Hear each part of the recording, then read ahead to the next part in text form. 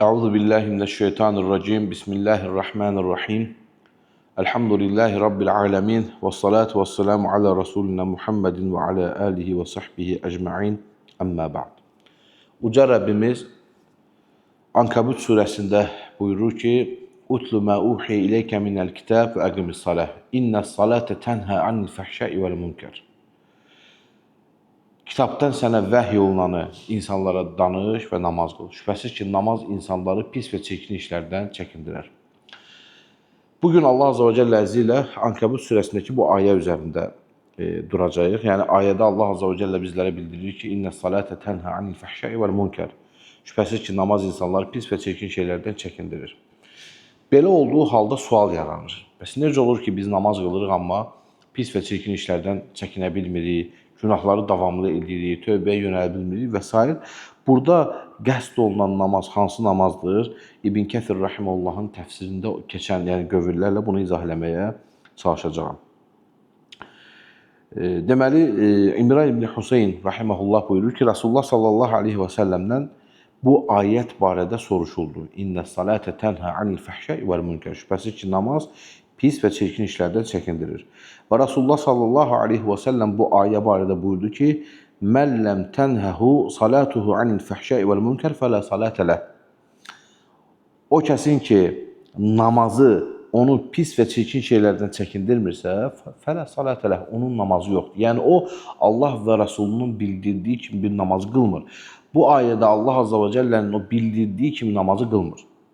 Həmçinin başqa bir rəvayətdə İbn Abbas radiyallahu anh rəvayət edir ki, Rasulullah sallallahu aleyhi və səlləmə bu ayət barədə soruşulanda o deyir ki, "Fəməlləm tə'murhu salatuhu bil ma'ruf və tənhəhu anil munkar, ləm yəzdəd bi salatihi minallahi illə bu'dan."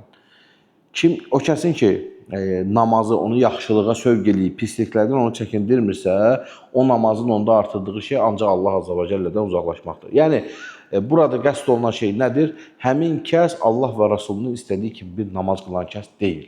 Ola bilsin, bu onun namazında xalis olmamasından, ixlaslı olmamasından, namaz dünya mənfəətlərinə görə qılmasındandır. Bu, ola bilər ki, həmin kəsin namazda xuşusunun, yəni Allah Azze ve Celle'yə boyun əyərək, yönələrək namaz qılmamasındandır.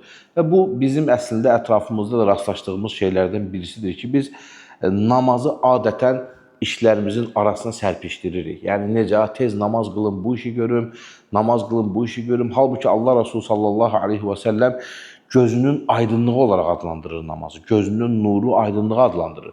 Yəni, biz Peyğəmbər sallallahu aleyhi və səlləmin həyatına baxdığımız zaman, sahabilərin həyatına baxdığımız zaman ən önəm verdikləri ibadətin namaz olduğunu görürük. Ən üzərində ehtiyatla durduqları şeyin namaz olduğunu görürük.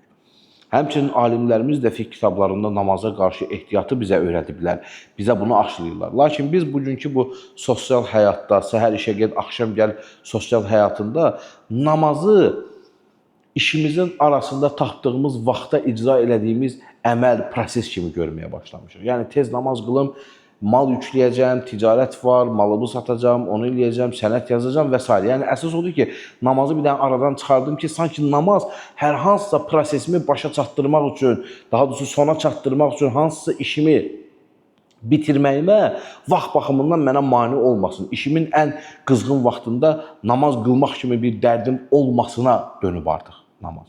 Ona görə bugün insanlar namaz qıla-qıla da eyni günahları eləməyə davam edirlər.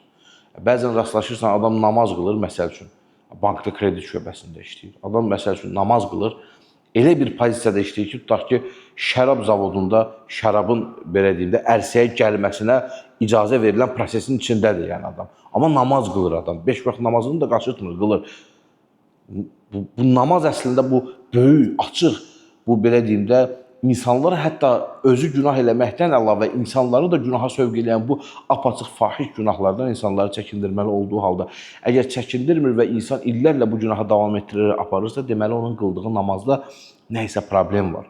Adam baxmalıdır, mən namazı nə üçün qılıram, hansı məqsədə görə qılıram, namazımda nələrim səhvdir, dəst namazımda mı əksikliyim var, haram yeyirəm, ona görə bu namaz mənə fayda eləmir və s. Bu kimi hallara baxmaq lazımdır. Həmçinin bəzən elə hallar olur ki, belə namaz qılan, ona fayda vermədiyi namazı qılan insanların da namazında böyük tənbəllik olur. Namazın vaxtlarını gecikdirmək, qəza eləmək, birləşdirmək, namazı sürətlə qılıb namazdan oğurlamaq. Allah Resulü sallallahu əleyhi və səlləm bir hədisində namaz oğruları adlandırır onları, namazdan oğurlayanlar və s. və yaxud da ki, çox sürətlə qılaraq namazını batil edən insanlar var ki, yəni bunlar hamısı nədir? Namaza qarşı ehtiyatsızlıq, namaza qarşı lazımı əhəmiyyəti verməməkdən irəli gəlir.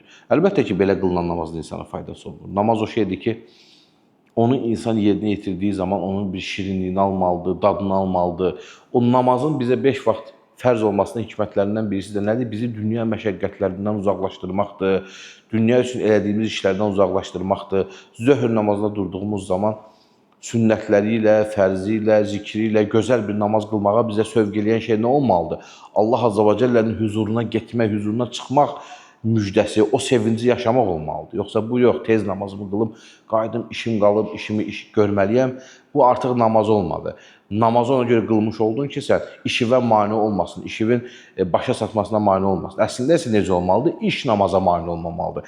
Əgər namazın vaxtı gəldisə, vaxtında namazını rükunlarına, vaciblərinə, sünnələrinə riayət edərək namazı qılmalısan.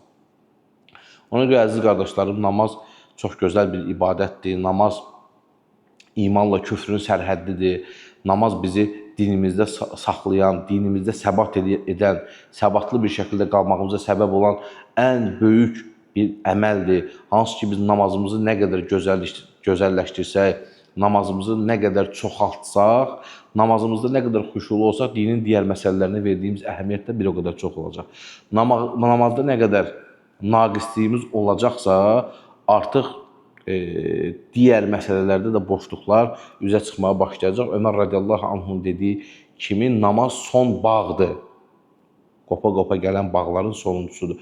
O da qopsa dindən nəsibi qalmır bir insanın. Ona görə əziz qardaşlarım, Allah Azza və Cəllə bizi eşitib faydalanan qullarından etsin, namazı ilə faydalanan qullardan etsin. Allah Azza və Cəllə bizi namaz qılıb pis və çirkin əməllərdən çəkinən qullarından etsin. Əmin. Vəlhamdülillahi Rabbil aləmin.